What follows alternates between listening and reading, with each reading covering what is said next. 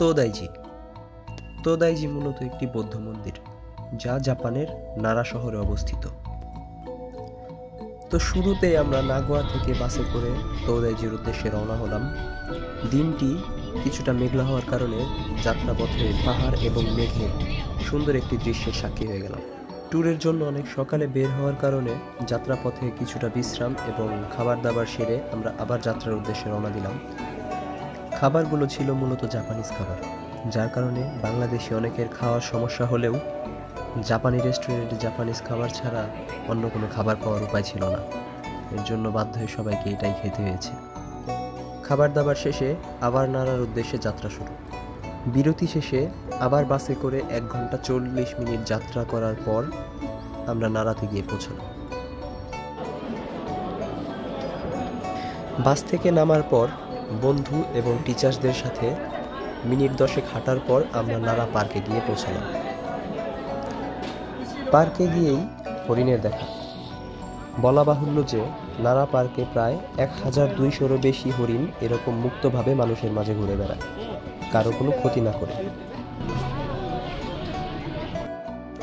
তারপরে হাঁটতে হাঁটতে পৌঁছে গেলাম তোদাইজি মন্দিরের কাছে।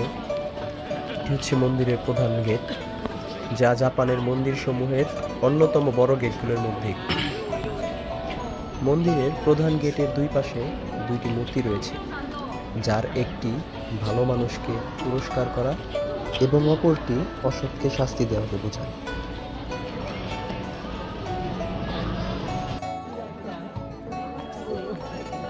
এরপর মন্দিরের মূল প্রবেশদ্বার, যা তোদাইজি মন্দিরে প্রবেশের প্রধান এবং একমাত্র পথ। এটাই তোদাইজি মন্দিরের মূল ভবন বা দি গ্রেট বুদ্ধ হল। ভবনটি মূলত 8ম শতাব্দীতে নির্মিত হলেও মন্দিরটি তখন থেকে বেশ কয়েকটি পুনর্নির্মাণের মধ্য দিয়ে গেছে। সবচেয়ে উল্লেখযোগ্য পুনর্নির্মাণ 1709 সালে সংঘটিত হয়েছিল এবং মন্দিরের মূল ভবনটি সম্পূর্ণ কাঠ দিয়ে তৈরি।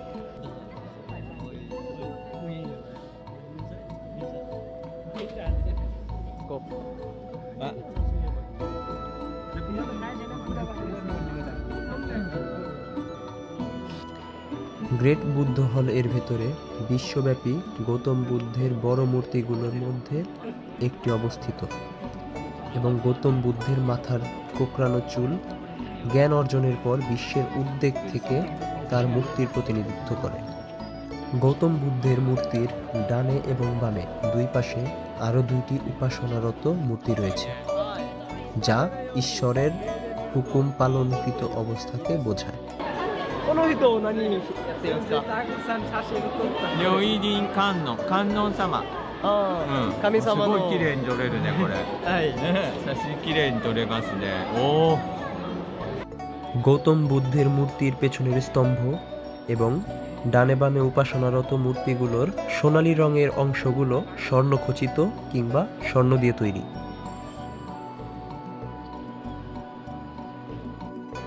তোদাইজি মন্দিরের আশেপাশের ভবনগুলোর সংক্ষিপ্ত চিত্র এখানে কাঠ দিয়ে তৈরি করে প্রদর্শিত আছে।